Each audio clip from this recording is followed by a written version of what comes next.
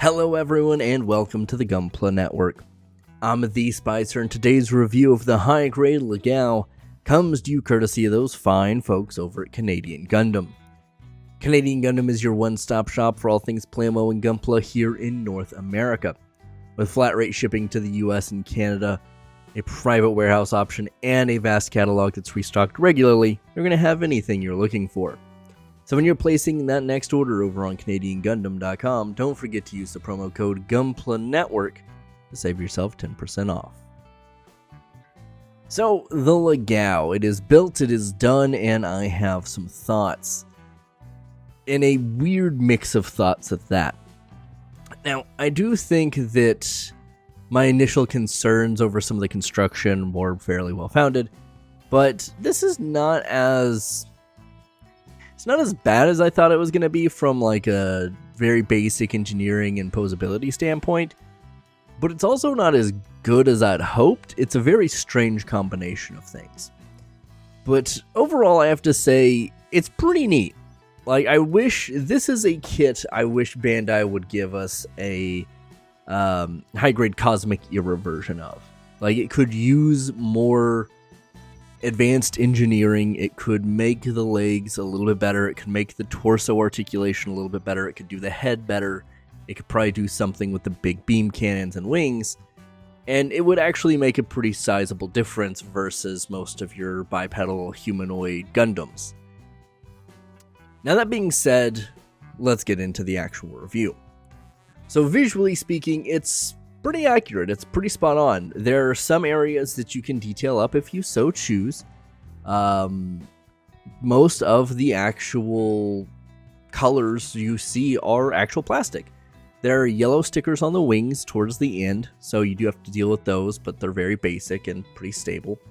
You do have some gray stickers on the insides of the vents on the front of the torso.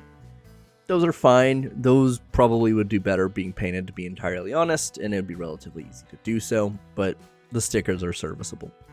And then you have a big orange sticker on the very tip of the commander's antenna, and of course the green eye sticker.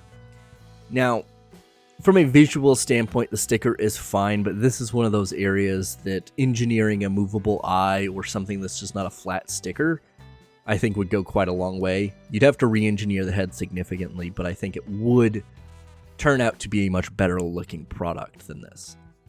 Not that this is horrible, it's just it's very noticeable as a very flat surface with a sticker on it.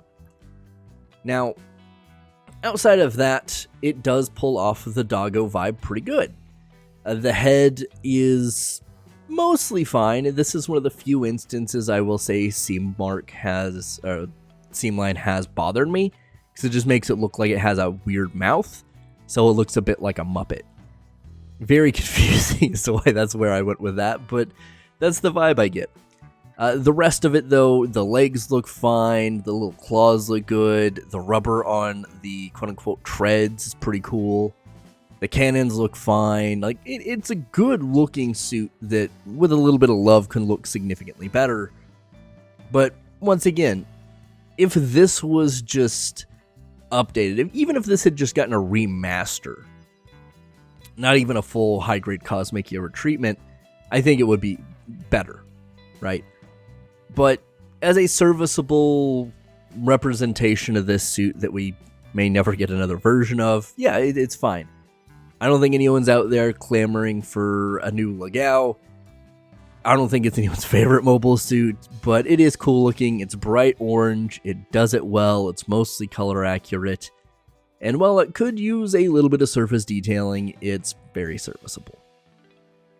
Now, in terms of the actual posability, you do have kind of a gimmick where you lock it into like a high speed mode.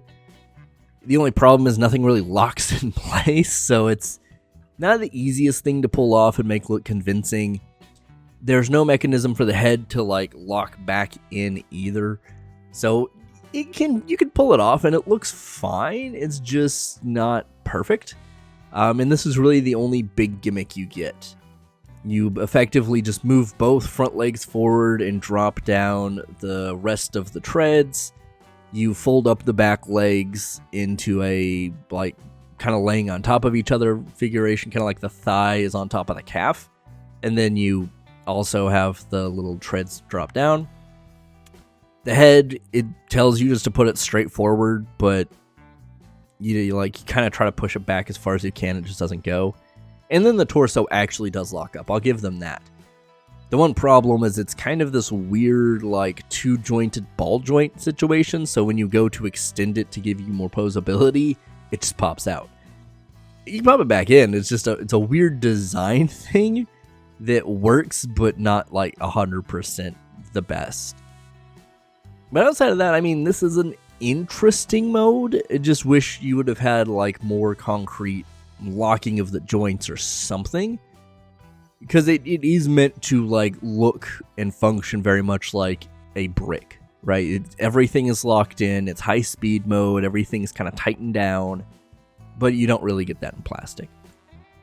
It's an older high grade. I do get that, but there is some degree of that could have been done in this suit. Like the torso, like I said, has it. It's just not executed super well.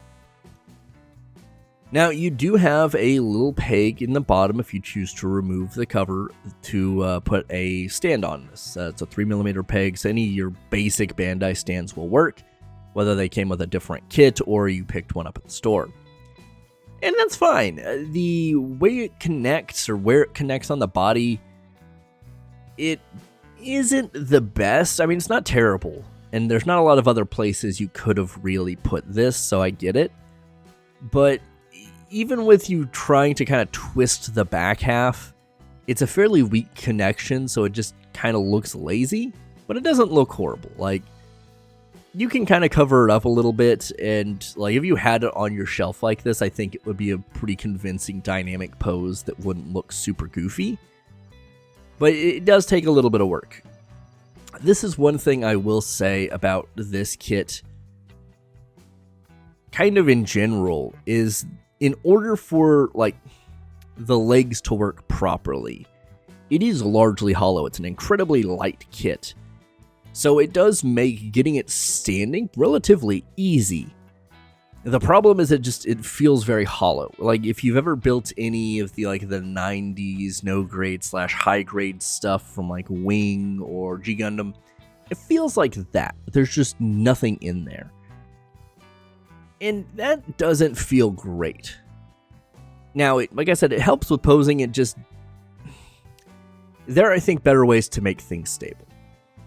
Now, all that being said, like I said, you can get it standing pretty easy. And if you combine the beam sabers with like that fast mode, I think it would look pretty cool. But you can also put them in the standing pose. You can move the head around as far as like a slashing attack. You can do that. It's cool to have the beam sabers like this, but once again, the thing that just bothers me to no end is that seam line in the head just looks like a mouth, and I will never not be able to see that, and I'm sorry that I've cursed you to see it as well. But, I mean, it's a cool idea. Like, this is one of the things from the Baku design-wise that's super cool. Like, I love the idea of having these two big beam blades on the side of the head. Yeah, it's functionally a very neat gimmick. And you can probably have it going up like against the Strike or like daggers and stuff, and it would look pretty neat. And that's one of the things we'll see in a second, that from a visual and articulation standpoint, you can actually put it up against more modern, like high-grade Cosmic era stuff, and it looks pretty good. Speaking of that, we have it here with the Ale Strike, kind of somewhat being similar to the fight they have in the desert when the Archangel and the Strike land on Earth. Now, of course, I don't think Kira uses the Ale pack like a ton at this point. Actually, I don't remember what pack he uses mostly in that fight. Maybe it is the Ale, but regardless, this can look pretty cool with the Strike up on a stand, flying, and having the cannons oriented towards it. Now, the cannons are just on a peg, so they go up and down really far. It's just they run into a lot of stuff on the design. With it being so compact, it gets kind of busy and can knock into a lot of stuff. But it is a really nice design that plays well with pretty much all of the SEED stuff. So whether it's old SEED stuff or new SEED stuff, you can get some really nice little kind of diorama pose stuff going on. Now, if you're more of a Zaft head and you want to put it with like a Jin and a CQ, which would have come out around similar times, it still looks good. I don't have another Baku to put it up against, but you're kind of just looking at a color change, the wings changing slightly, I think. The head changing and the cannons being different. Like, the rest of it seems pretty on par. But it looks good. I mean, obviously, here you can see that, like, the Jin and the CQ have been top-coated, so it's a little different. But if you have the older stuff from SEED, the older Zaft stuff, it still meshes really well. And you can have, like, a cool little Zaft display portion on your shelf. Now, as far as on Andrew Waldfelt goes, this did not focus super well, so sorry in advance, but he does end up piloting a Murasame after this, and then eventually, I think, a version, or if not, the Gaia Gundam. But yeah, they don't have like an easy to get high grade of the Murasame in Andrew Waldfelt's colors, so here we are just with the regular Murasame. And yeah, I thought that was just a fun little comparison there. But overall, I mean, it's a unique suit that I think most people would like having on their shelf, but it's not one that people are going to rush out to go get, right? It's not going to be anyone's favorite suit on their shelf, but it does add some visual flair. So if you're a big SEED guy, you're a big Zaft guy, hell, even if you're a big Xeon person, you can absolutely get this and it look cool on your shelf. Is it something you're going to mess with a lot in posing? Probably not. Is it something that is going to be your favorite thing to look at on your shelf? Also probably not. But it's a nice little accessory piece. It's fairly inexpensive. It's a reasonably easy build. Well, there are some things I built backwards initially. They're easy to rectify and fix. And I'm still relatively positive I have the front shoulders on backwards. I think, if I'm looking at that correctly. But regardless, it's a relatively straightforward build. It's simple, it's easy, it looks pretty good right out of box. You don't have to do a lot of work to it. So yeah, I mean, if you're any of those groups of people, it's awesome. It's fun, it's easy, and while I have my issues with it, it is really unique. You're probably not going to have anything on your shelf that looks like this. Now, if you don't like SEED, you don't like four-legged doggo style mobile suits or mechs, this is an easy skip for you. But everyone else, if you're even on the fence or thinking about it or just want something different, it's definitely a solid choice if you decide to put your money towards it. Anyway, let me know if you have comments down below. I will do my absolute best to answer them. And as always, I've been the Spicer here with the Gunpla Network. Please do your best to stay safe and keep on building.